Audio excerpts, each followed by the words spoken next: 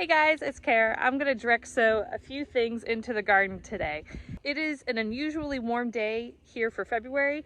It's currently 82 degrees Fahrenheit, and that is unseasonably warm. But we're still not gonna let that fool us. We are only going to be sowing frost hardy things today. When we put up all of these long cattle panels for our tomatoes and different climbing things, we cut off about 4 feet on the end of each of them because those beds are 12 foot long and the cattle panels are 16 foot. Of course, we didn't want to throw away those pieces, so we have those shorter 4-foot sections sticking into the ground on the back side of the garden along this L-shaped bed and also along that L-shaped bed over there. So the first thing I'm going to be sowing along these shorter cattle panel sections are some sugar snap peas. I have my sugar snap peas hydrating in some water. When you get a sugar snap pea out of the package to plant, they're all dried and shriveled up. So I have just been having my sugar snap peas rehydrating in some water before I plant them out. They've been in there probably about 24 to 30 hours and they've plumped up and lost most of their wrinkles now. Last year I grew my sugar snap peas along an arched trellis, and I also did some on a tomato cage and some on some bamboo stakes.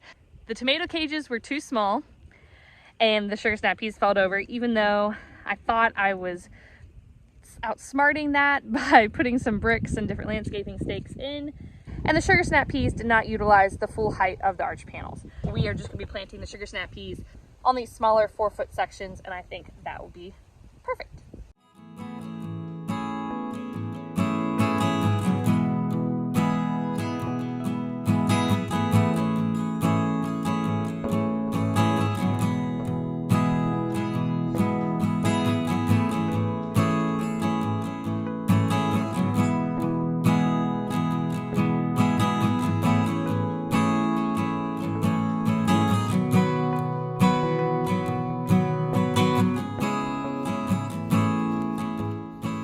Got the sugar snap peas planted all along this trellis now, and so now I want to sow a few different types of flowers.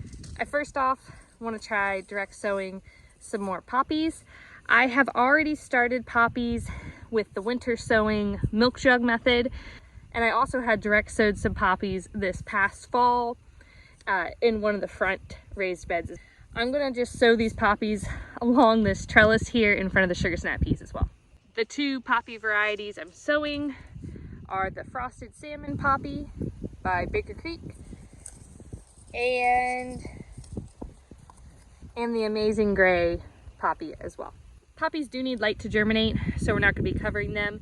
And also, even though it is 82 degrees Fahrenheit today, it will get cold for several more weeks here in Virginia before these have a chance to grow.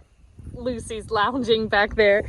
I wanted to sow some more of these a few weeks ago, but I wanted to wait until we got our fresh compost in so that they had the best chance of growing, and then also so I wouldn't be covering them up when we put the compost on, because they do need light to germinate.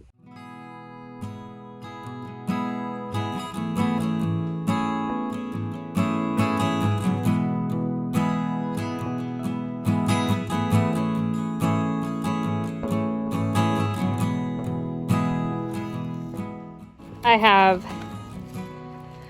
the Frosted Salmon poppies scattered all throughout here, up to about there, and then Amazing Gray over to here. I'm also going to sow some Bachelor's Button and Love in a Mist over here as well. Both of these I have done a few in the winter jug sowing method and also sowed some in the fall as well. So it'll be an interesting comparison to see which method does best in our area.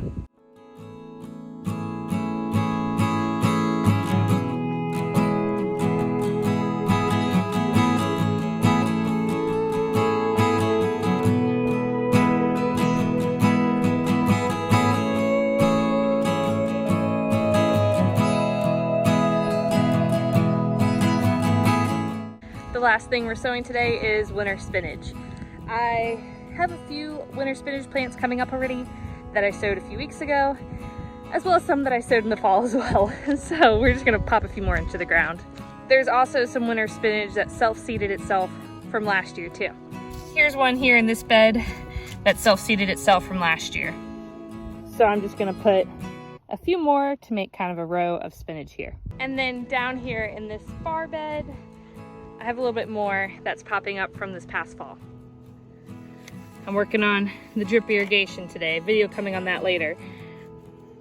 But I've got just a couple little plants coming up, but the rest of this row did not germinate, so I'm just gonna fill it out now.